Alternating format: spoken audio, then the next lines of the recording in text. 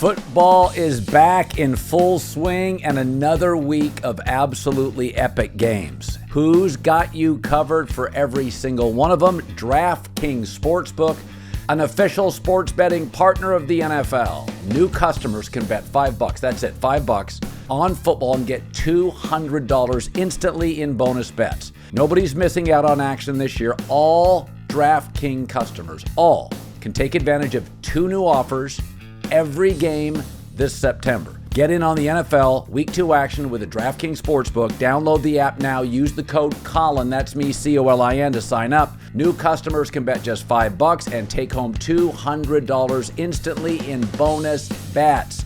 Only on DraftKings Sportsbook, code Colin, COLIN. The crown is yours. I want to start with the Broncos and Russell Wilson and Sean Payton's 35-33 loss to the Commanders. They had a Hail Mary at the end, and had they converted the two-point conversion, we would have gone to overtime. But I had said this before, I didn't think Russell played particularly well. 18 of 32, 300 yards, had a really, really bad pick. He does not have the juice he had previously. And I thought there were large portions of the game that Sam Howell was much more mobile, much more of a playmaker, and was frankly better from the pocket. And Sam Howell's not as good as Russell Wilson. Shouldn't be. Also, Russell Wilson has Sean Payton a coaching edge. And I said this before, is you don't have to be best friends with your coach. You don't have to be. Belichick and Brady didn't have dinner for 20 years. But there were a lot of things they did have in common. Both were driven, aspirational, no-nonsense adults. Russell Wilson and Sean Payton have the opposite personality. One is harsh, authentic, to the point, doesn't beat around the bush, doesn't care about being polished, and is willing to be intense verbally, vocally. And then there's Russell Wilson, who is polished, optimistic, refined. And by the way, it's okay for a quarterback to be more optimistic than pessimistic because people make mistakes. You play with young guys. You want Brady to try to be optimistic. But sometimes optimism can veer away from realism. And so in order for Russell Wilson and Sean Payton to work, they have to win games. You can't go 0-2 to start the season, both games in Denver.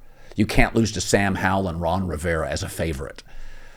You can't lose back-to-back games as a favorite against the Raiders and the Commanders.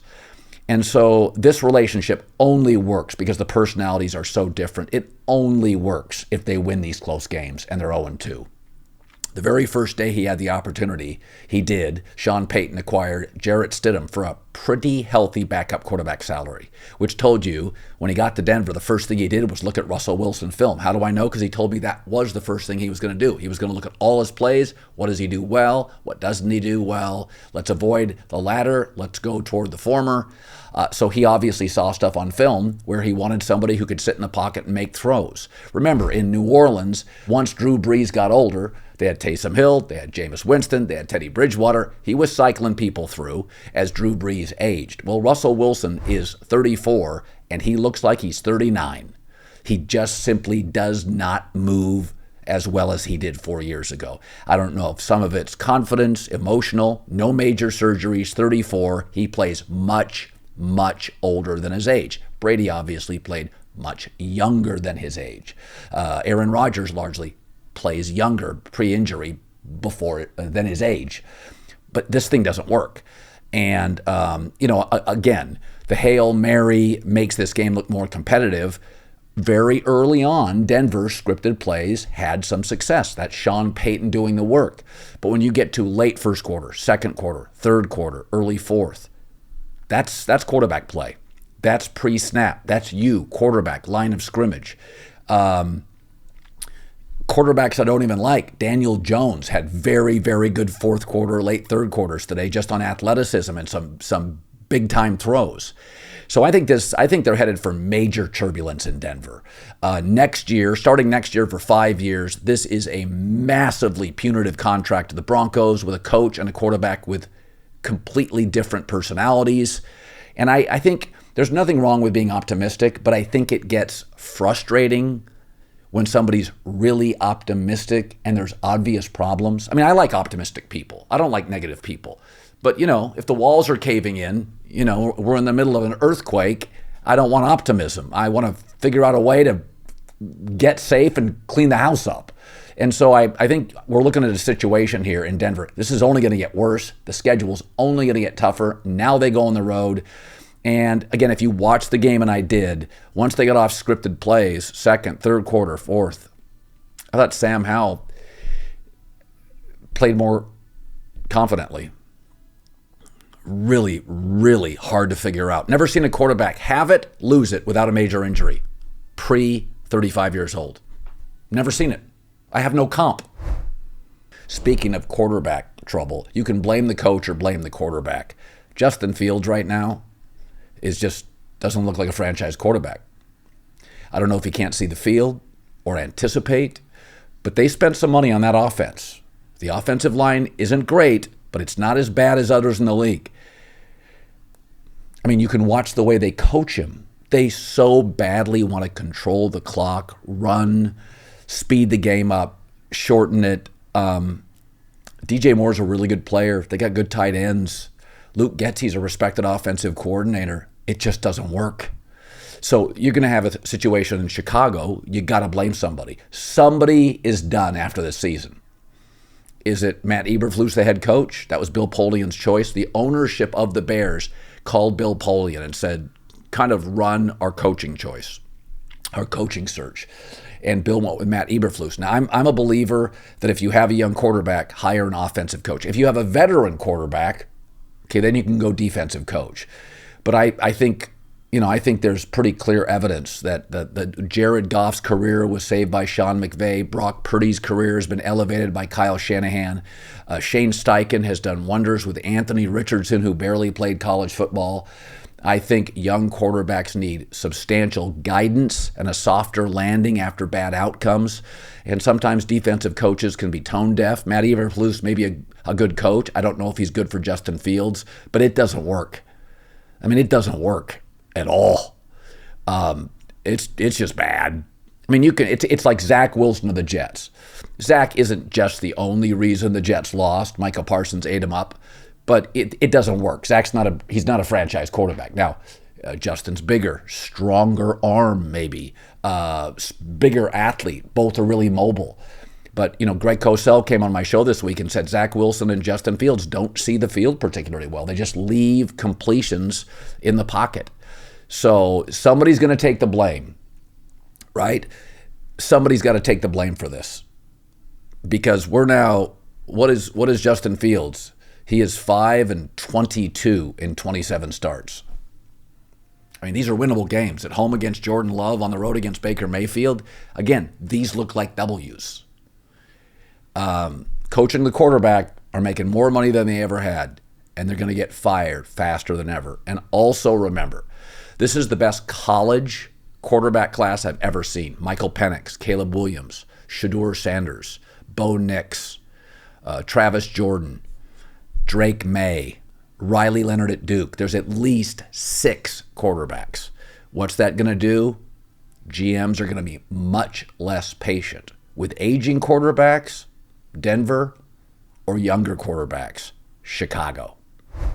And now for our segment called Making It Look Easy, brought to you by Morgan & Morgan, America's largest injury law firm. Micah Parsons of the Cowboys did 2 sacks, a forced fumble, and a fumble recovery. Of course, it helps with a below-average, suboptimal offensive line for the Jets, but Micah Parsons right now is arguably the most disruptive pass rusher in the NFL. Morgan & Morgan has over 100 offices nationwide and over 800 lawyers. $16 billion recovered for over 300,000 clients. Morgan & Morgan has been fighting for the people for over 35 years, so if you're ever injured, go to forthepeople.com/Colin or dial pound 529 to check out America's largest injury firm, largest injury law firm. Winning in the NFL is hard. Hiring Morgan & Morgan is easy. Just like they make it look easy, Morgan & Morgan makes it so easy to submit a claim. Well, here we are again. It's like a repeat of last week. So Brandon Staley's defense, he's a defensive coordinator, could not stop Ryan Tannehill the last time he had the ball in the 4th. nor could they stop Ryan Tannehill in his big possession in overtime. Ryan Tannehill, with an offense that's searching for a second receiver. You can blame Justin Herbert, but Justin Herbert has averaged more points in his first 3 years starting than any quarterback, including Patrick Mahomes, Dan Marino, John Elway, in league history. It's not an offensive problem. That's not the problem. Brandon Staley and Brian Daboll interviewed for the Chargers job. Brian Daboll is who I would have hired.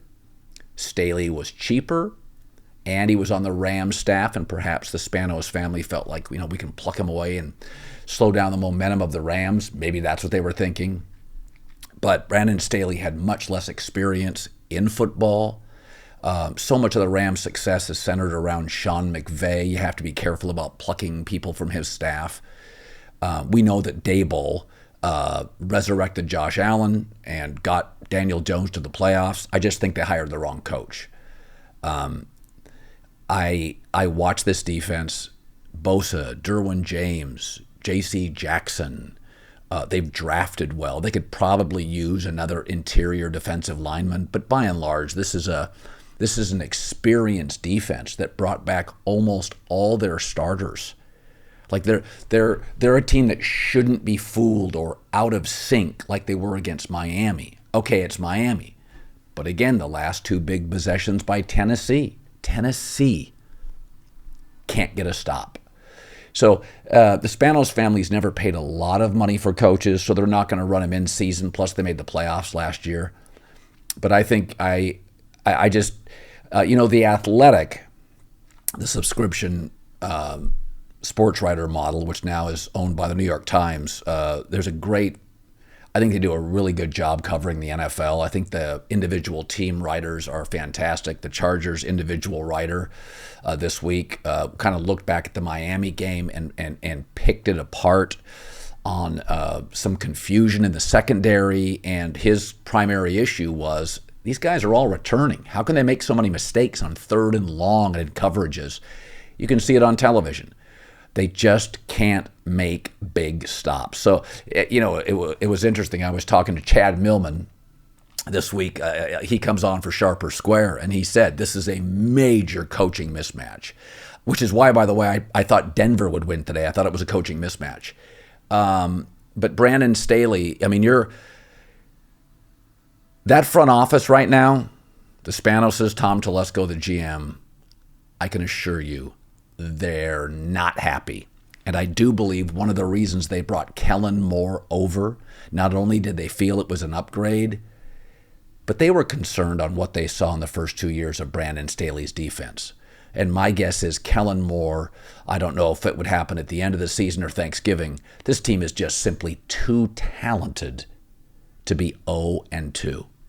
There's too many good players on this roster. There's almost no holes. I've been reluctant for years to embrace the Chargers. This is the year I finally did.